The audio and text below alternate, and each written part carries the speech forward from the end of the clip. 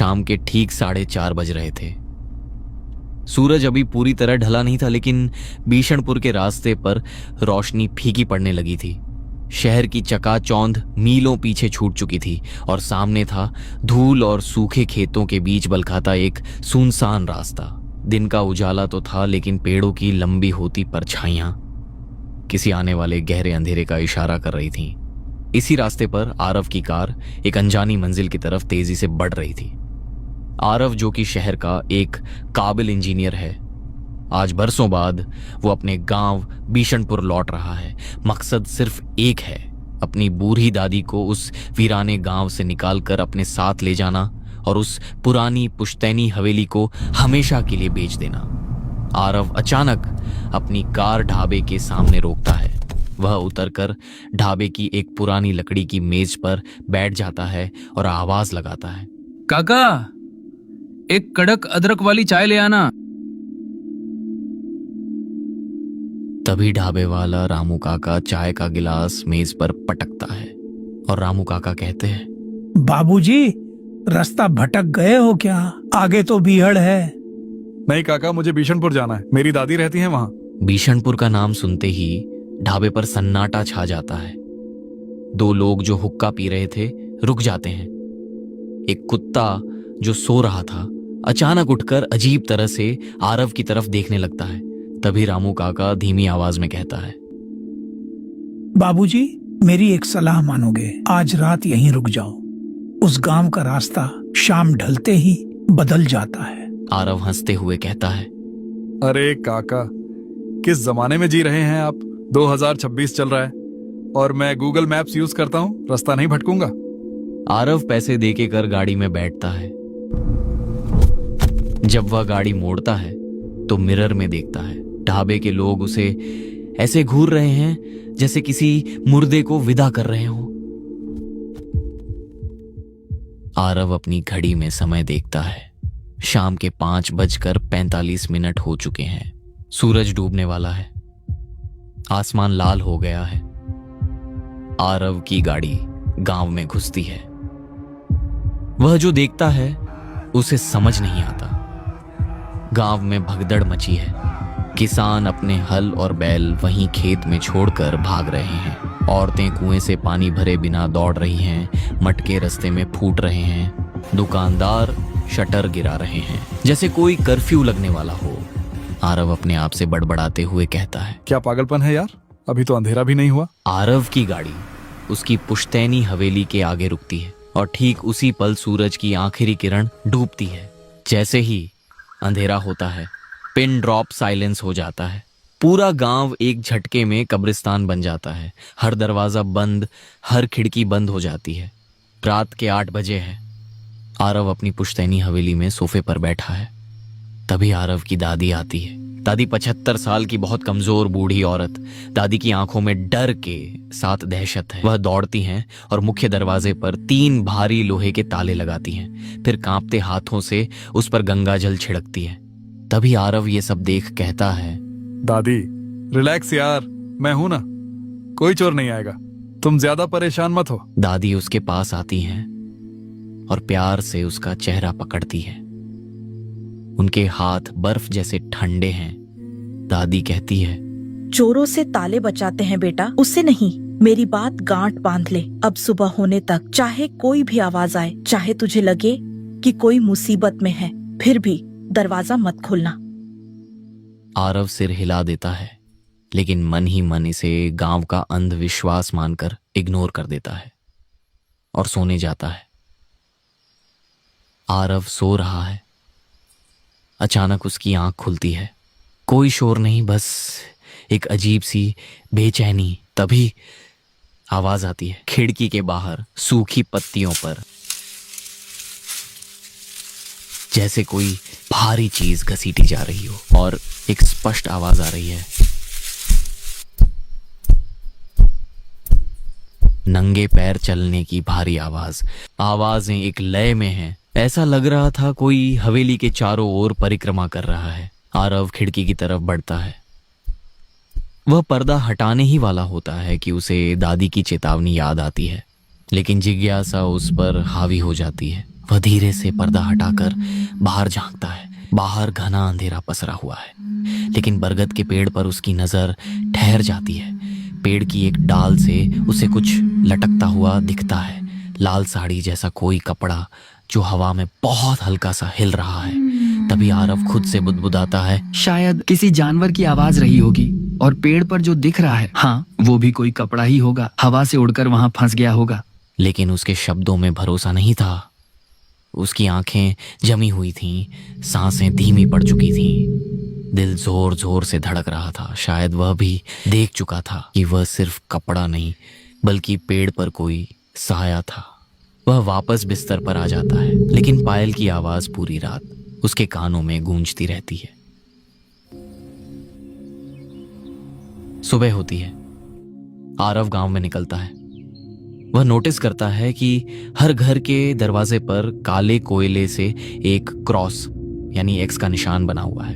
तभी एक पागल भिखारी जिसके कपड़े फटे हैं आरव के पास आता है और कहता है, नया शिकार, नया खून, मजा आएगा। आरव तुरंत पीछे हटता है। भिखारी उसकी कलाई पकड़ लेता है और कहता है, कल रात वो आई थी ना, मैंने देखा, उल्टे पैर वो पेड़ से उतरी थी, वो तुझे सूंघ रही है। तभी आरव देखता है कि भिखारी की गर्दन पर जलने के ताजा निशान थे। वो भिखारी से कुछ कह पाता उससे पहले वो वहां से भाग गया। गांव में घूम फिर कर आरव जब घर आता है, आरव अपने कमरे में बैठा है। रात के 1 बज रहे हैं, लेकिन आरव आज सोया नहीं, वो जाग रहा है। आज आरव तैयार है। वह देखना चाहता है कौन उसे डरा रहा है। आरव मन में सोचते हुए, आज तो इस नकली भूत का पर्दाफाश करके ही रहूंगा। तभी कुछ मिनटों के बाद अचानक उसे फिर आवाजें सुनाई देती हैं। इस बार आवाज कमरे के दरवाजे के ठीक बाहर गलियारे में है। आरव अपना स्मार्टफोन निकालता है और कैमरा ऑन करता है। आरव अपने आप से फुसफुसाते हुए कहता है, कोई दिख तो नहीं रहा है, लेकिन ये आवाजें कहां से आ रही हैं? वह फोन की स्क्रीन में गलियारे की तरफ देखता है। नंगी आंखों से गलियारा खाली है, लेकिन फोन की स्क्रीन पर उसे एक धुंधली सी औरत खड़ी दिखाई देती है। उसके बाल जमीन तक लटक रहे हैं। आरव कांपते हाथों से फोन झूम करता है। स्क्रीन पर वह औरत धीरे से गर्दन घुमाती है और सीधे कैमरे में देखती है। अचानक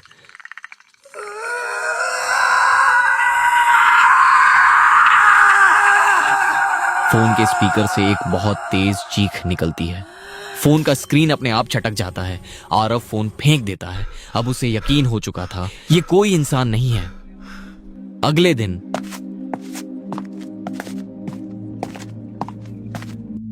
आरव डरा हुआ और पसीने में तर सरपंच के पास जाता है।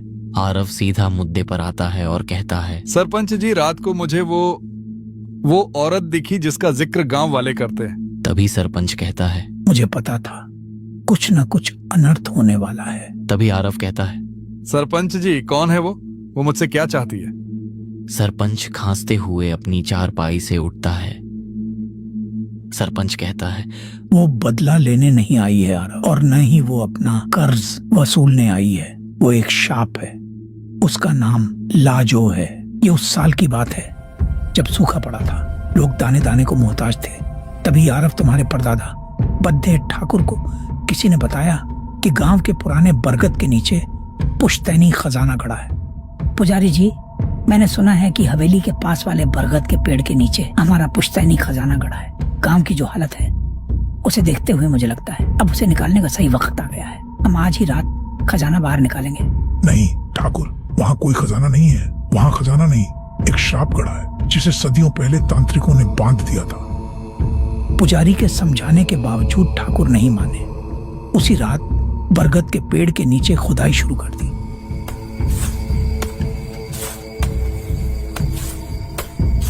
अचानक फावड़ा किसी पत्थर से टकराता है। एक अजीब सी काली पत्थर की शिला दिखाई देती जिस पर अजीब भाषा में कुछ लिखा है और एक बड़ा सा तांबे का ताला लगा है। एक साथी डरते हुए कहता है, ठाकुर साहब, यहाँ बहुत अजीब ठंड लग रही है, इसे यहीं छोड़ देते हैं। चुप कर, इसके नीचे सोना है। आज गांव की किस्मत बदल जाएगी। ठाकुर भारी हथौड़ा उठाते हैं, एक जोरदार वार करते हैं, तभी वह पत्थर की शिला बीच से चटक जाती है। दरार पड़ते ही उस दरार से कोई खजाना नहीं निकला। वहां से एक काली गाढ़ी धुएं जैसी चीज बाहर निकली। आवाज ऐसी थी जैसे हजारों सांप एक साथ फुफकार रहे हो। किस्मत तो बदल गई ठाकुर की, लेकिन सोने से नहीं, खून से। क्योंकि अगली सुबह ठाकुर साहब और उनके साथियों की लाशें मिली उसी पेड़ के नीचे। और तब से लेकर आज तक कई सारे लोग मारे गए हैं, खासकर ठाकुर यानी तुम्हारे परिवार से। लेकिन कौन है वो जो हमारे पीछे पड़ी है? पुजारी जी का कहना है वो लाजो है, एक बुरी आत्मा जिसे खत्म किया जा सकता है। लेकिन क्या सरपंच जी? वो तेरे खून की प्यासी है। आज अमावस है, आज उसकी ताकत सबसे ज्यादा होगी। तभी आरव घबराकर घर भागता है ताकि दादी को लेकर निकल सके। वह घर घुसते ही दादी को आवाज देता है, कोई जवाब नहीं। दादी अपने कमरे में कुर्सी पर बैठी है। तभी आरव कहता, दादी चलो, हमें अभी निकलना होगा। वह दादी का कंधा हिलाता है। दादी का शरीर एक तरफ लुढ़क जाता है। वे मर चुकी हैं। उनका चेहरा डर से जमा हुआ है। आरव की नजर दीवार पर पड़ती है। दादी के ठीक ऊपर दीवार पर खून जैसे लाल रंग से लिखा है, जड़ काट दी, अब तना गिरेगा। आरव डर के मारे पागल हो जाता है। वह दादी की बॉडी को छोड़कर अपनी कार में बैठता है। आरव अपने आप से बड़बड़ाते हुए, मुझे यहाँ से निकलना है, बस निकलना है। वह एक्सीलेटर दबाता है। कार 100 की स्पीड पर भागती है। गांव पीछे छूट जाता है। वह राहत की सांस लेता है। 10 मिनट बीतते हैं, 20 मिनट, रास्ता खत्म नहीं हो रहा। अचानक उसे सामने कुछ दिखता है। वही ढाबा, लेकिन पूरी तरह टूटा फूटा और वीरान। थोड़ा आगे बढ़ते ही उसे दूर से अपनी पुश्तैनी हवेली दिखाई देती है। आरव का दिल जोर से धड़क उठता है। वह घबरा कर गाड़ी मोड़ देता है, एक अलग रास्ता पकड़ता है और तेजी से ड्राइव करने लगता है। लेकिन कुछ ही देर बाद फिर वही मंजर, वही हवेली, वही बरगद का पेड़। आरव फिर रास्ता बदलता है, फिर से गाड़ी दौड़ाता है, बेतहाशा जैसे भाग रहा हो। पर हर रास्ता, हर मोड़ उसे घुमाकर उसी जगह ले आता है, मानो पूरा गांव उसे आगे जाने ही नहीं दे रहा हो। इसी उथल पुथल में वक्त गुजरता जाता है। दिन ढल जाता है, चारों ओर अंधेरा फैलने लगता है। और तभी हवेली के ठीक सामने गाड़ी का इंजन एक तेज आवाज के साथ धुआं छोड़ता है और बंद हो जाता है। चारों तरफ सन्नाटा है। अब आरव के पास भागने का कोई रास्ता नहीं। रात उसे यहीं इसी हवेली में गुजारनी होगी। आरव हिचकिचाते हुए गाड़ी से उतरता है। वह एक पल हवेली की तरफ देखता है, फिर धीरे धीरे अंदर बढ़ता है। अंदर कदम रखते ही वह अपनी घड़ी देखता है और चौंक जाता है। घड़ी में ठीक 12 बज रहे होते हैं। घबराकर वह तेजी से आगे बढ़ता है और हवेली के एक बड़े कमरे में जाकर अपने आप को अंदर से बंद कर लेता है। सारे फर्नीचर दरवाजे पर लगा दिए हैं। उसने दर्जनों मोमबत्तियां जला रखी हैं। बाहर सन्नाटा है। अचानक आहट शुरू होती है। इस बार आहट बाहर से नहीं, कमरे के अंदर से आ रही है। दीवारों के अंदर से खुरचने की आवाज, फिर दरवाजे के ठीक उस पार से दादी की आवाज आती है, आरव बेटा, दरवाजा खोलो, बहुत डर लग रहा है मुझे। आरव रोने लगता है। नहीं, दादी मर चुकी है, तुम छलावा हो। मैं नहीं मरी बेटा, वो मुझे ले जा रही है, बचा ले मुझे, दरवाजा खोल। ये आवाज इतनी असली है कि आरव का संकल्प डगमगा जाता है। वह फर्नीचर हटाने लगता है। जैसे ही उसका हाथ दरवाजे की कुंडी पर पहुंचता है, तभी आवाज बदल जाती है। अब वो एक भारी गूंजती हुई शैतानी हंसी है। कमरे की सारी मोमबत्तियां एक साथ बुझ जाती हैं। सिर्फ एक दिया जल रहा है और उस धीमी रोशनी में आरव अपने सामने देखता है। कोने में एक साया खड़ा है। उसने दादी की साड़ी पहनी है, लेकिन उसके पैर उल्टे हैं। वह धीरे धीरे चेहरा ऊपर उठाती है। एक हिस्सा अंधेरे में पुराने जख्मों से भरा है, दूसरा हिस्सा ठंडी मुस्कान लिए हुए, और कहता है, कहाँ था ना, आहट अब अंदर से आएगी। ये मेरा घर है और ये गांव मेरा राज्य है। वह हंसते हुए अपना हाथ आरव की तरफ बढ़ाती है। आरव की आंखों में उसका प्रतिबिंब दिखता है। आरव की चीख पूरे गांव को सुनाई देती है। सुबह होती है। हवेली का दरवाजा खुला पड़ा है। पुलिस और गांव वाले खड़े हैं। तभी इंस्पेक्टर कहता है, लगता है शॉर्ट सर्किट से आग लगी थी। कमरे के बीच में इंसान के जलने की राख पड़ी है और उस राख के ढेर पर पड़ी है एक काली पायल है। बेटा विक्रम, यहाँ मत आना। तेरा भाई नहीं बचा और तेरी दादी का कुछ पता नहीं। वो हवेली अब घर नहीं, मौत का कुआं है। वो कोई इंसान नहीं, वो लाजो है, सदियों पुराना शैतान। मुझे फर्क नहीं पड़ता वो कौन है काका। उसने मेरे भाई को मारा है। कसम है मुझे अपने भाई की राख की। जिसने भी मेरे आरव भैया को हाथ लगाया है मैं उसे नहीं छोड़ूंगा। ये कहानी आपको अच्छी लगी तो लाइक करें